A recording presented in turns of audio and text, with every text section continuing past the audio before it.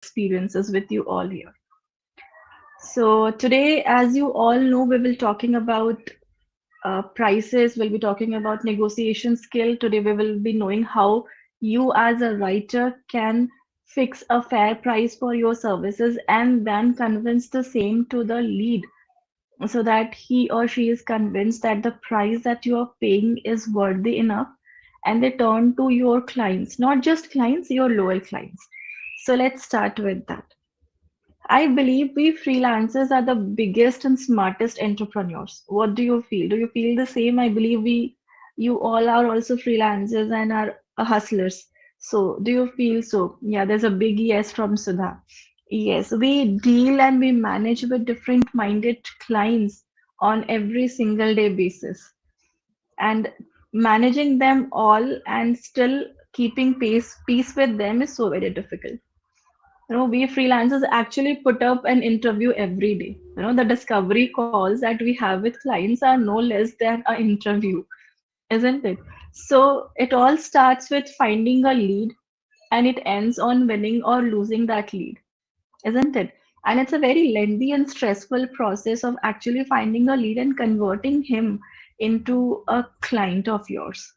It all starts with finding a lead, attracting the lead on social media platform or any other freelancing communities. Once you have your leads, either inbound or outbound leads, then comes the part of pitching them, pitching with cold mails, pitching with DMs, personalized invites. And if they are inbound leads, you start a conversation with them and you see where it goes. Then you have this process of actually attracting them and impressing them with your relevant samples. So this is a big deal. Once you pass this quality assessment, once your samples are approved by the lead, then comes the part of discovery call where you get into a conversation with the client to understand their needs, tell about yourself as a writer, and then the most critical part of the discovery call is the negotiation. Negotiation is one very critical part where it is a fate decider whether you lose it or you win that client. So negotiation is very important. If you are negotiating well, if you can convince your client that the price you are quoting is worth enough, then you will surely win that client. And the last step is that you get the result. Either you lose it and whether you actually get that lead and you turn him or her into your client. So this is a very lengthy process and a stressful one. It takes maybe it sometimes it takes 1 or 2 days and sometimes it actually lingers for days. So it's a very stressful event. The most after passing the quality assessment, after passing the quality test, maximum of the deals are actually not cracked because of the money or price. Sometimes the client feel you have overquoted and then they don't turn into your clients actually. So money is one reason why many of your leads are actually not converted. So here we are in this session. We will discuss about the fair deal. We'll discuss about how you can actually price your services in a fair manner and close more deal with your clients. So next time when you have a negotiation, make sure you take up all these steps that I'll share with you here now, so that you not only just turn your client leads into clients, but into loyal clients. So before actually getting into that process, I want to understand what's a fair deal. What do you mean by fair price? What do you think is fair price for you? Like, tell me in the comment box what do you think is a fair price for you? How do you price your services? How you come to a point where you think that okay, this is a fair price. This is the price that should be fair enough to me. Any suggestions? Anything from your side based on the years of experience? The price in the market. Nikhil says the price in the market.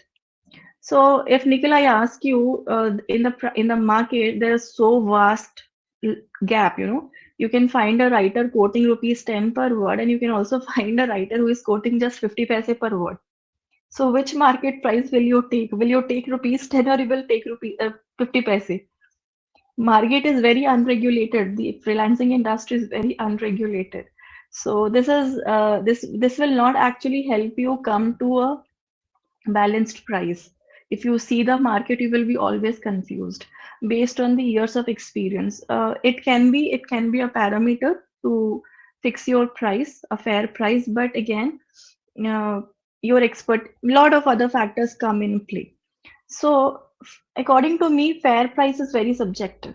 Suppose for me, if I close a deal at rupees 5 per word, it may be a fair deal to me, but it may not be a fair deal to you as a writer, and vice versa. So it's very subjective. But in simple terms, if I tell you what is a fair deal, what is a fair price of your service, is the price that you crack a deal at should align with so many factors like quality, the value, the experience, the expertise, research time. So many factors come in together and actually guides you to fix a fair price for you. So let's detail some of these factors. The first and most important factor is the quality you deliver. Quality of the content you deliver is non-negotiable at any point of time. Nikhil says something like, but using freelance platform like Upwork, Fiverr, etc., you can get a benchmark, right? Um, There's no benchmark in these platforms as well. I also use Upwork. I have no idea about Fiverr much, but I use Upwork. So there are no benchmark here as well.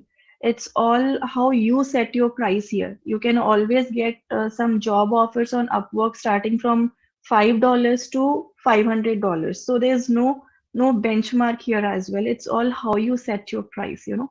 So yes, there's a vast gap in the pricing actually. So coming to a conclusion, what should be a fair price for you is very difficult. And then convincing the same to the lead is again the most critical. So we were talking about how you can set a fair price of yourself. Now you have to understand what quality are you delivering. The quality of content is absolutely non-negotiable. You will always have to keep on delivering high quality content to your client. So first of all, the quality that you deliver is one important factor. For that quality, you have to do good research. And that good research needs good amount of time and effort from your end. So for some particular topic or some niche, the research time you may take is less because the content that is available is very easy to find out. For some topic, you have to actually dig deep in, and thus you have to give in more time and effort. So expertise and quality and research come hand in hand. So for a better quality of content, you will absolutely have to go deeper and find out so that the content stands out to the competitors. So these are the two aspects that helps you find out what can be a fair price. Number three is the value that you add to your client's business.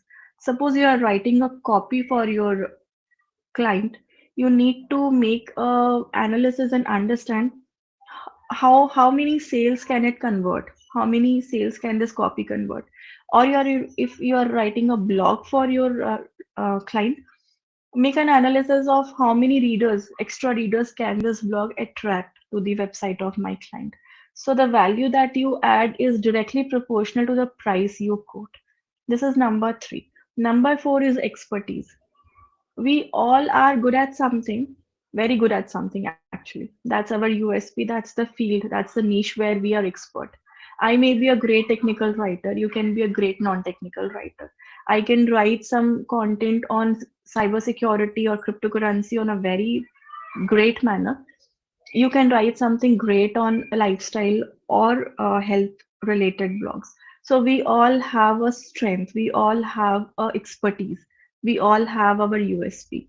So if you are getting a project that is of your niche, the niche of your expertise, go ahead and you can charge a bit more than what your competitors are charging, what the fellow writers are charging, because you know you can deliver the best content in that particular niche. For that, you have to convince your lead that you have been an expert, you are an expert of this niche, backed by evidences. What are the evidences? Your samples, your relevant samples. If some of your blogs are also ranking on Google, you can say the same to the lead as well, that Out of these many samples, my some of the blogs are actually ranking on Google. So that will make your lead, that will convince your lead actually that actually you are an expert in this particular niche, and he will be happy to pay you a bit more than what he was ready to pay. So the expertise that you will provide comes with a price, but you have to convince that. So if you think you are good at something, you can deliver best content over that, you can fix a higher price and you can convince the same. So this is one factor that will help you understand and fix a fair price for your services. So don't hesitate. If you are an expert in something, don't hesitate to actually, underquote. Go ahead, be confident in quoting the prices. Then comes the expectations of the client, what the client expects from you. Sometimes they pay in peanuts and expect so much. So understand the expectations of the client, understand the content form they require from you. Either they need copies, whether they need blogs, whether they need anything related to marketing collateral. So different form of content, the charges for different form of content are different. So this all factors together. When you get all the details from the client, you will be able to fix a fair price for yourself. So this all consider this all factors, get all this detail from your clients, and then decide what should be a fair price for this that you feel energetic to write content about. You should not ever feel underpaid, because in the long run, if you are underpaid, you will not be happy to deliver content. So having a fair price is very essential to work with that client on a long run. Just deeming yourself that this is a fair price doesn't work actually. You have to convince the same to your leads as well. So this is the most critical part where you convince the leads. Getting that money from your client is very difficult. Whenever someone is spending money, he or she wants to weigh, what actually they are getting in return of the price they are paying. So it is very essential to convince them that the price they are paying is worthy enough, is equal to the services they are actually receiving. So now I will discuss few steps here that you have to follow religiously before actually getting onto a discovery call, and then I'll tell you few things that you have to keep in mind when you are on a call with your lead and you convince them in a way that they turn into your loyal clients. So I'll be discussing few steps that you have to keep in mind next time you have a lead. So whenever you have a lead, either inbound or outbound, do this homework before getting into a discovery call with that lead. Get into the website of the client of the lead. Go in detail and search about their business, about their services, about their products. Check out every page of their website. See the content of their website, see the blog section of their website. Make points. What have you found there? Sometimes you may find the content of the website content is not up to the mark. Make a note of it. Sometimes you may find the blogs are not there on the website. Note it down. Sometimes you may find the topic of the blogs are inappropriate or are not in line with the services they provide. Note it down. Noting all this down and keeping it handy while you're having a call with the client is very important so that you can convey them the same. At the same time, point out and note down some achievements, some great points about their website, about their business. Like they have a wonderful website, the website design is appealing, some part of the content are really great and it's absolutely converting. Note down some great pointers as well. So make a balance of the achievements and the pain points. What are they lacking in the website? Same way, gaze into the social media handles of the leads.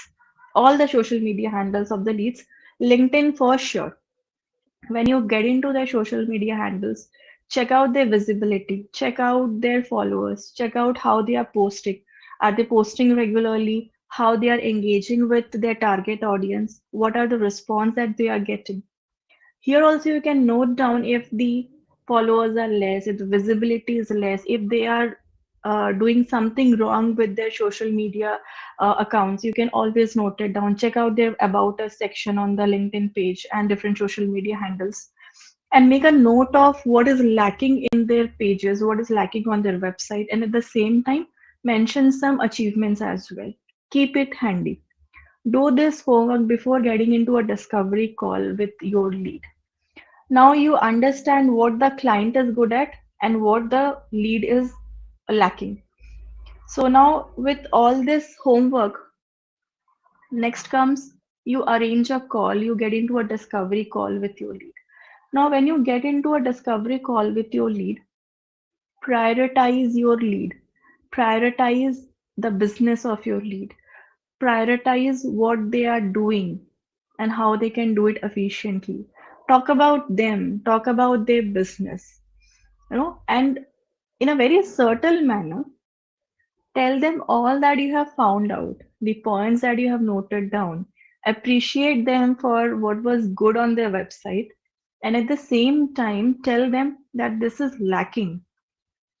So they will feel important. They will feel that yes, this person has actually did a good homework, has made a good research, has put in so much time and effort to know about us before actually getting into a call. So they will feel important. Now, once you have put all these messages across, now comes to set a stage for yourself. So this is very important. Create that first and last impression, that lasting impression here. Once you have conveyed what is lacking in their social media handles, in their website, now tell them how you as a writer can add that value that they are looking for, can solve their pain points and enhance their business, help them to scale up their business. They're interested in only knowing that how you as a writer can add that value and solve what problems they are facing. So once you have pointed all your USPs with conviction and confidence, the client is all set. The mind of client is all the mind of your lead is all set that okay, this is something I'm lacking, and this person is absolutely fit, and he or she can deliver what exactly I was looking for. So now you have all set a stage for yourself. Now do not make this mistake here to quote upfront. Now comes the main point. Here the negotiation skill comes handy. The first thing here is do not quote upfront. You have talked about your USPs, you have talked about their pain points and their achievements, you have talked about how you can help them. So now then comes the money matter. The lead will generally ask you what are your charges, how do you charge, etc. etc. So before actually quoting your price, try and to get all details from the client, from the lead about their project, about the duration of the project, about the expectations they have, about the niche of the project, so on and so forth. You have all these details now.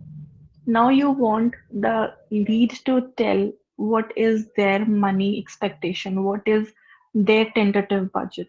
So you can very politely ask them, like, what is your budget? Can I know your tentative budget? Like, what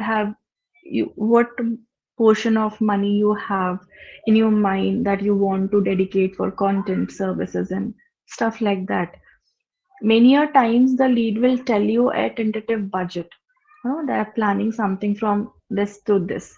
But maximum of the times the leads are smarter, so they won't come up with the price. They don't give you a budget, rather they want you to say. So in this scenario, if you're not very sure of actually quoting your price at that particular point of time, you can always say that you need you need some time and you will get back to them, and you will quote your price, you will mail them, so on and so forth. But in case you are sure that this should be your price according to the details uh, you have fetched from the lead, you can quote your price. So this is a very process where there is no such fixed think that you have to do this and that, but it's all mind game. And having that presence of mind at that particular point of time when you are having a conversation with the lead and understand the mentality of the lead at the same time. So this is how you actually plan, actually put up a, you know, take up the process of fixing a fair price for yourself and then putting it with conviction and convincing the client, the lead, that the price you have quoted aligns with the services, the quality of the services you are delivering. So once you have convinced your lead that yes, it is worthy, telling your USPs, telling what your content can help them with, how your content can solve their pain points, how your content can scale up their business, there is no looking back. So this is very simple process, but actually it needs a lot of presence of mind when you are actually having a call with your lead. And at the same time, you have to be very, you have to understand the mentality of the lead as well. Sometimes it is very easy. It takes only 5 minutes of call and then the deal is cracked. But sometimes it becomes very, convincing the client, convincing the lead becomes a bit tough. So here, when you tell them that you can do best, that you can, if they are looking for sales, your copies can do that. If they are looking for traffic, your blogs can get that. So if you can convince them the same, they will absolutely come together and you will be working for them for a long term for sure. So this is all that I had to share here. This is the process that I follow. I have lost so many leads because of my bad negotiation skills in the earlier part of my journey. But with every failure, I learned the way. With every loss of a lead, I understood that okay, I did this mistake. So I've learned from it. It's a learning experience. You might have lost so many leads because of negotiation, bad negotiation skill. So with every lead, every failure, you understand that. And with my experience, I have built up this process for myself. Like I'll be fixing a fair price for me for every single project, taking the details from the client, from the lead, and then before actually putting up my quote, I try and tell them my USPs. I tell them what, as a content writer, I can bring them to table. After setting this whole stage, I come up with my quotation.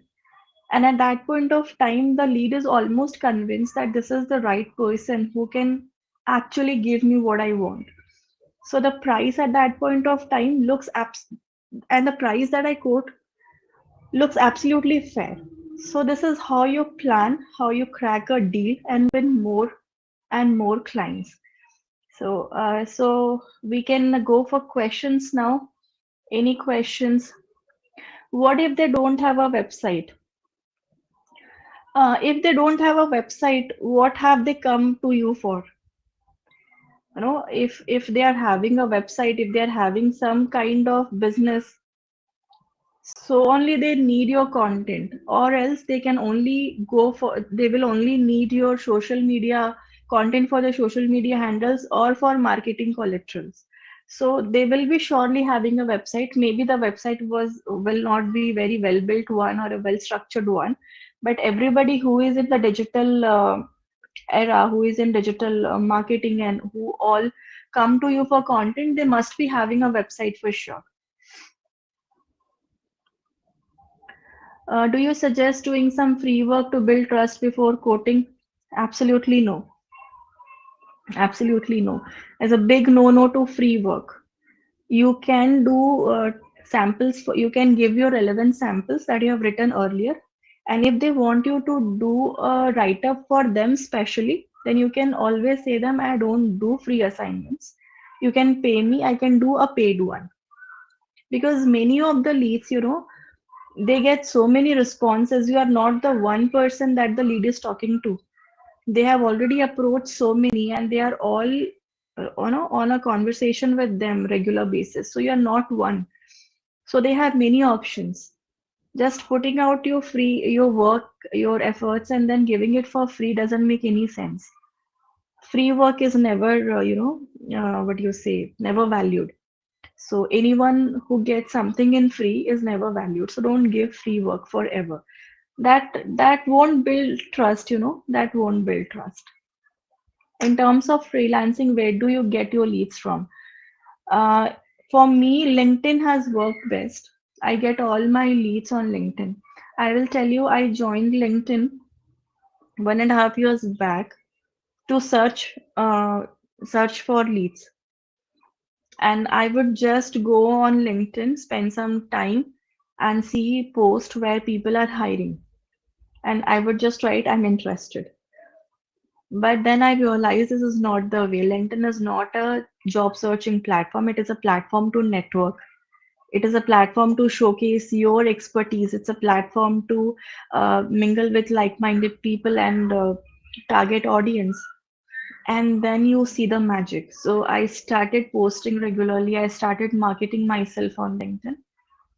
And then there was no looking back. I never had to go and find a lead then. All are my inbound leads and all are high paying clients.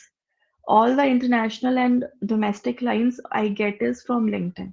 I'm also on Upwork, but I always prefer LinkedIn. So if you are one who is trying to figure out a platform where they can get leads from, I will always suggest you to start with LinkedIn, focus on that.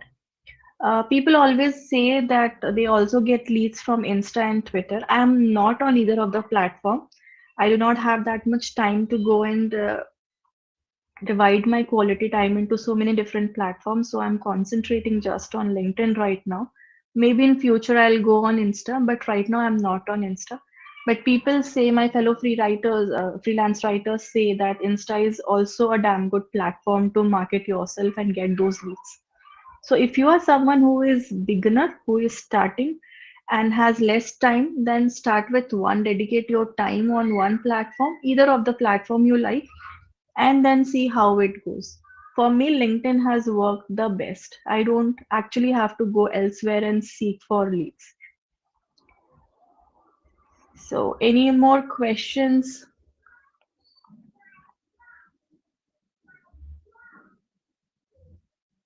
Okay, so the ask, do you take full payment upfront from the client? I never ask full payment. I never ask for advance. I never ask for full advance actually. Yes, I when I start working with a client for the first time, there's always 75-25 ratio that I always prefer. Sometimes I also take 50-50 ratio. 50% in advance and 50% after the completion uh, of the task. But there are few clients who are very, professional, very positive. What you say, they are absolutely awesome clients who pay you completely in advance. They pay me completely in advance. So I never do this foolishness of going and asking for 100% upfront. But yes, either it is 75-25 or it is 50-50.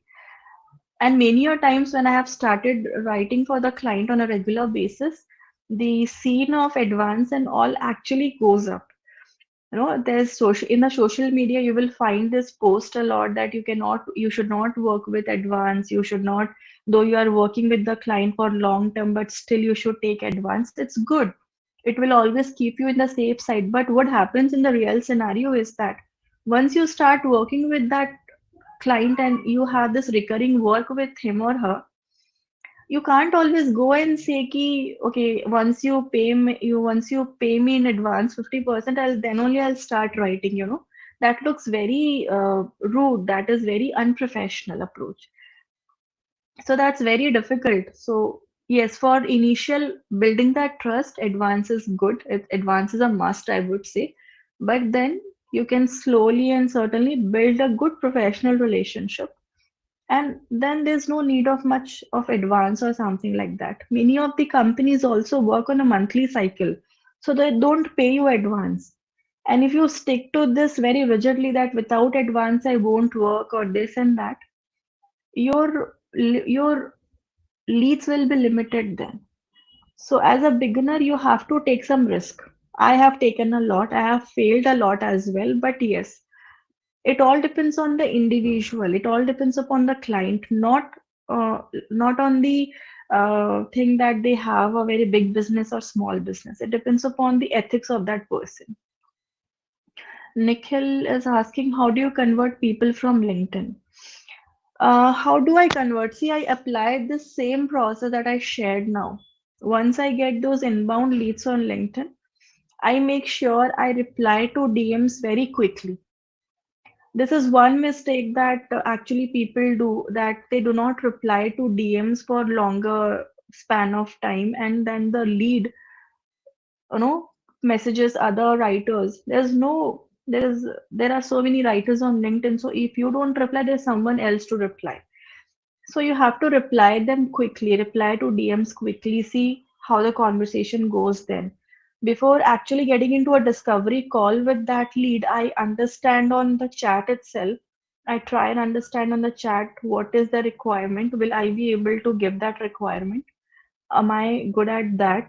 What is the requirement? What is the deadline? What is the scope of the work? I try and understand everything in the chat itself, and then I make a research of that lead. I get into the social media handles. I go and check out their website. I ask their website link. I get into their website. I check everything. I make a note. Yes, I make a note of every single lead that comes to me. And then when I get into the discovery call with that lead, I follow whole this process that I shared you. It's no bluff. It's what I follow every time, and it has given me incredible results. I have lost so many leads because of my bad negotiation skills.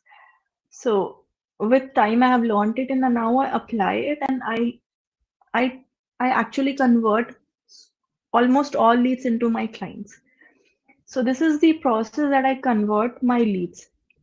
I'll surely ask you people to apply the same. Okay, so any more questions? Nikhil, hope that answers your question.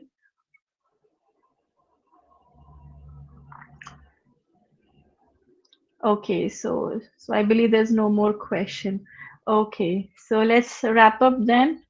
Hope this session was helpful, and it has helped you understand the basics of negotiation skill, and maybe next time when you get a lead, you can convert them into your client.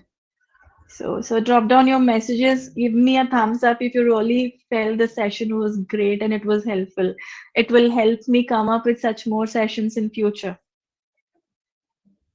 Yeah, Sudha says yes, it was great. Nikhil says yes, thank you. Thank you so much for your appreciation, and I wish you all the luck. कोई कह Okay, someone has sent must. Okay, that's great. Okay, thank you so much for joining in. Thank you so much.